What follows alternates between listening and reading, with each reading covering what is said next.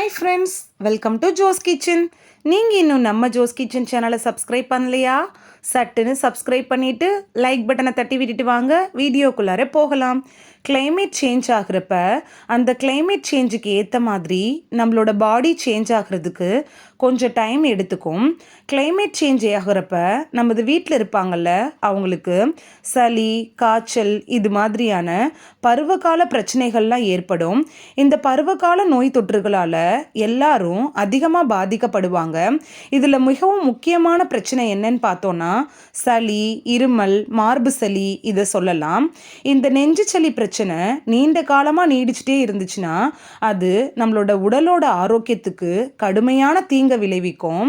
அதாவது நமது உடல் மற்றும் மார்பில் வீக்கம் ஏற்படும், தொற்று அபாயமும் அதிகரிக்கும்.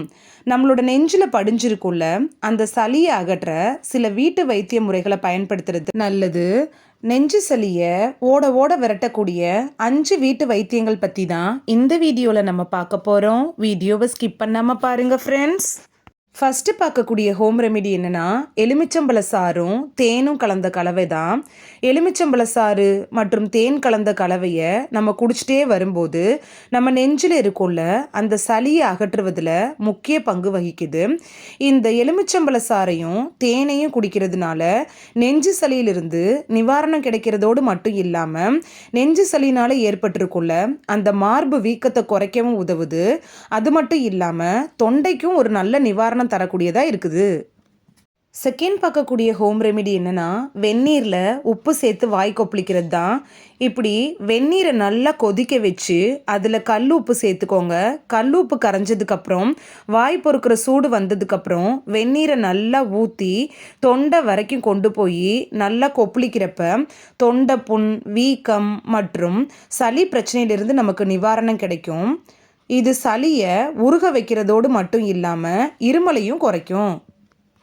தேர்ட் பார்க்கக்கூடிய ஹோம் ரெமெடி என்னென்னா துளசி மற்றும் இஞ்சி டீ தான். துளசி, இஞ்சி டீ ரெண்டுலேயும் அலர்ஜி எதிர்ப்பு, பாக்டீரியா எதிர்ப்பு மற்றும் பூஞ்சை எதிர்ப்பு பண்புகள்லாம் நிறைஞ்சிருக்கு. துளசி மற்றும் இஞ்சி டீ குடிக்கிறதுனால சளி, இருமல், நெஞ்சு சளி போன்றவற்றிலிருந்துலாம் நமக்கு நல்ல நிவாரணம் கிடைக்கும். அப்படி உங்களுக்கு துளசி, இஞ்சி டீ குடிக்க பிடிக்காது அப்படின்னா துளசி, இஞ்சி ரெண்டையும் சேர்த்து கஷாயம் போல கூட செஞ்சு குடிக்கலாம். இப்படி கஷாயம் குடிக்கிறதுனால கூட சளி எளிதில் வெளியேறும். ஃபோர்த்தாக பார்க்கக்கூடிய ஹோம் ரெமெடி என்னென்னா கருப்பு மிளகும் தேனும் தான். கருப்பு மிளகு இருக்குல்ல, அதை சாப்பிட்டுட்டு வரும்போது நம்மளோட நெஞ்சு சளி பிரச்சனை நல்லபடியாக சரியாகும். கருப்பட்டியை தேனில் கலந்து சாப்பிட்டோன்னா சளி, தொண்டை புண், தொண்டை வீக்கம் இந்த பிரச்சனையிலிருந்துலாம் விடுபடலாம். ஒரு சிட்டிகை கருப்பு மிளகு எடுத்துக்கோங்க. அதோடையே 1-2 டீஸ்பூனு தேன் கலந்து சாப்பிட்டுட்டு வந்தீங்கன்னா, அதாவது ஒரு நாளைக்கு 2 அப்படி இல்லைன்னா 3 முறை சாப்பிட்டுட்டே வரும்போது நெஞ்சு சளியை ஓட ஓட விரட்ட முடியும். ஃபிஃப்த்தாக பார்க்கக்கூடிய ஹோம் ரெமெடி என்னென்னா வெந்நீரும் பெப்பர்மின்ட் ஆயிலும் தான். வெந்நீரில் 2-3 ட்ராப்பு பெப்பர்மின்ட் ஆயிலை சேர்த்து நல்லா கொதிக்க வச்சுட்டு ஆவி பிடிச்சோம் அப்படின்னா நம்மளோட நெஞ்சில் படிஞ்சிருக்குள்ள அந்த சளியை ஈஸியாக கரைச்சிடலாம். ஒரு நாளைக்கு 2-3 முறை இந்த மெத்தடில் நம்ம ஆவி பிடிச்சிட்டு வரும்போது நெஞ்சு சளி கரைகிறத நம்ம கண்கூடாக காண முடியும். இந்த பெப்பர்மின்ட் ஆயில் எங்கே கிடைக்கும் அப்படின்னு பார்த்தீங்கன்னா எல்லா நாட்டு மருந்து கடைகள்லையும் கிடைக்கும்.